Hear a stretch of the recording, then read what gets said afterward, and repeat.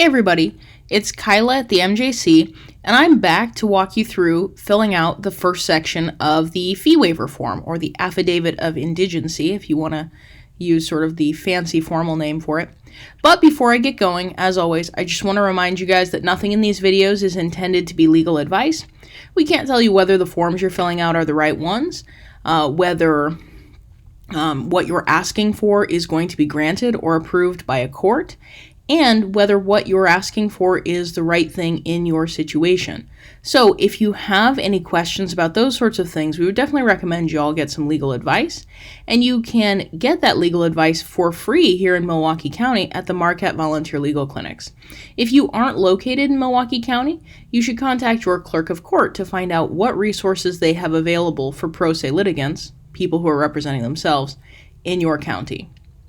All right, so let's hop into this. So the very top section that you'll do is you're just going to put the county where your case is located up at the top here.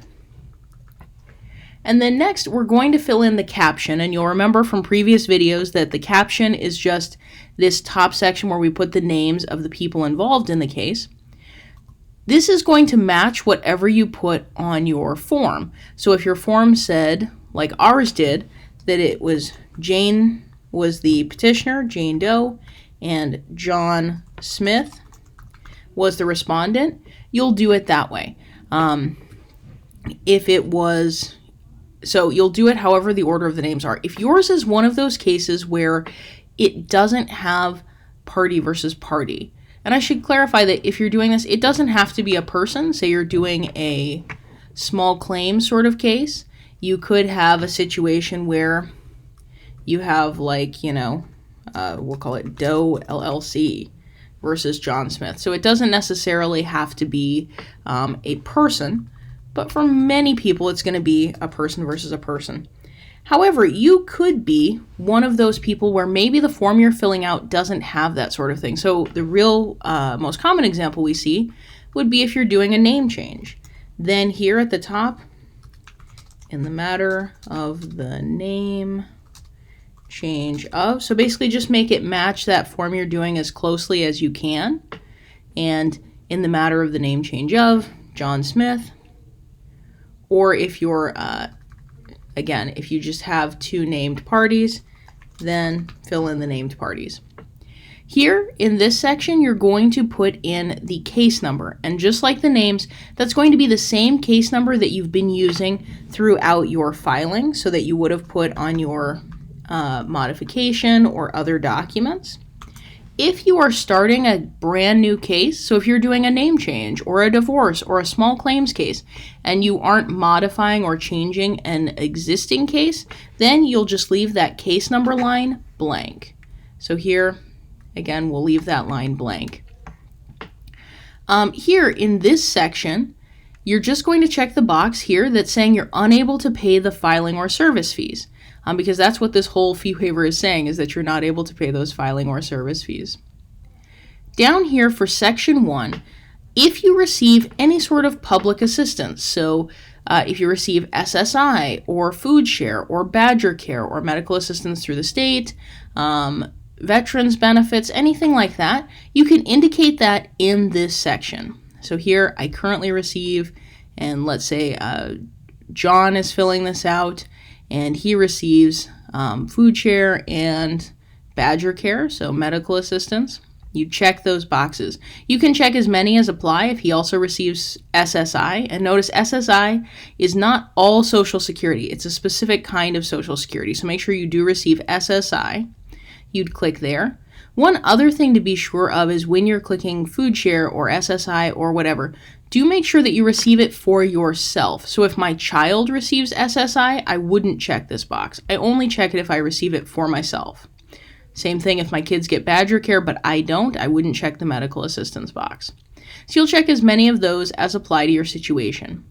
And then last but not least, you're going to go down here to this My Financial Situation section. And it's wanting to know, since you first started on these programs or since your last review, has your financial situation changed? So if you still make the same amount of money, your job hasn't changed, nothing about your financial picture has changed, you'll say has not. if it has changed, say you got a new job or you got a raise, or maybe, unfortunately, you make less money now, or you lost your job, you'll say that it has changed. So then, for those of you who have filled something in Section 1, if you put in SSI, food share, medical assistance, or if you receive some veterans benefits, in Milwaukee, those are automatic qualifiers, so you don't need to fill in Section 2. If your financial situation hasn't changed, you can skip Section 2, go straight down here to the bottom, that we'll do in a sec. If your financial situation has changed, then the question is, would you still be eligible for that program if you applied brand new today?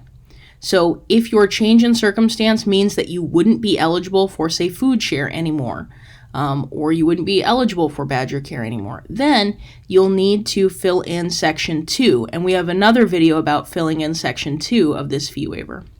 If your situation changed, but you would still be eligible for the program. Let's say John, who's filling out this form, lost his job, so his situation actually got worse.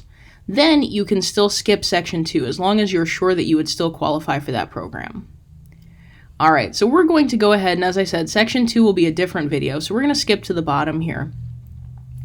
In this section, you're just going to fill in all of these blanks.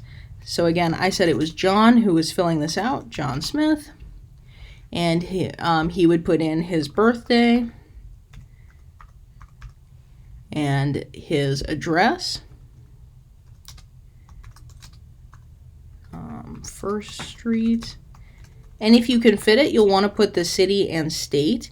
Even if you can't fit the city-state, so for those of you who are, say, handwriting, or if you have a particularly long address, do make sure you put the zip code, no matter what. But again, ideally, we'd like to include the whole address there.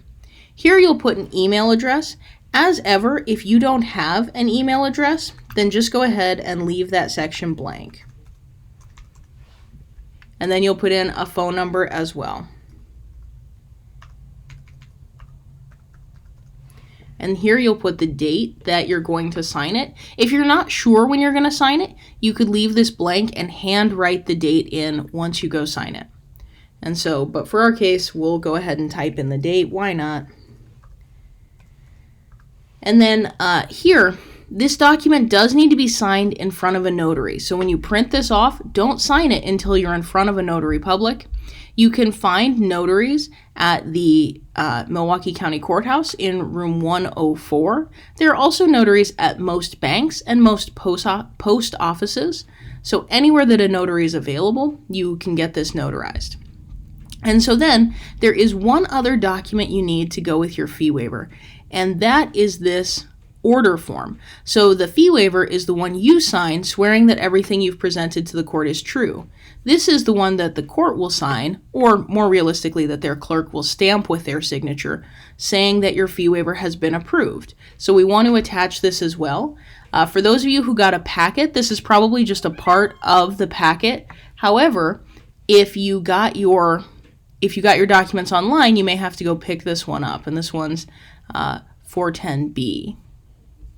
So then here you're just going to put the county where your case is located again, and we're going to put in that caption the same way that we did on the other document, on the stipulation. And that was Jane Doe.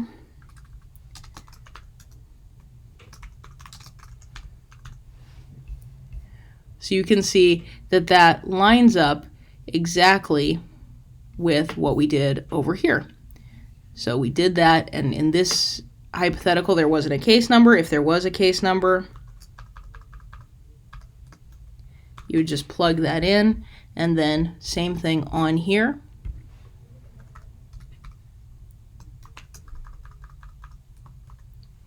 And then on this one, the order form, there's nothing else you need to do. The court will deal with the rest of this. All right, well, that is it for this form. Thank you all for watching. I hope this was helpful. If it wasn't, you're always welcome to come into the Milwaukee Justice Center. We can give you more guidance on how to fill out your forms and any questions that you may have.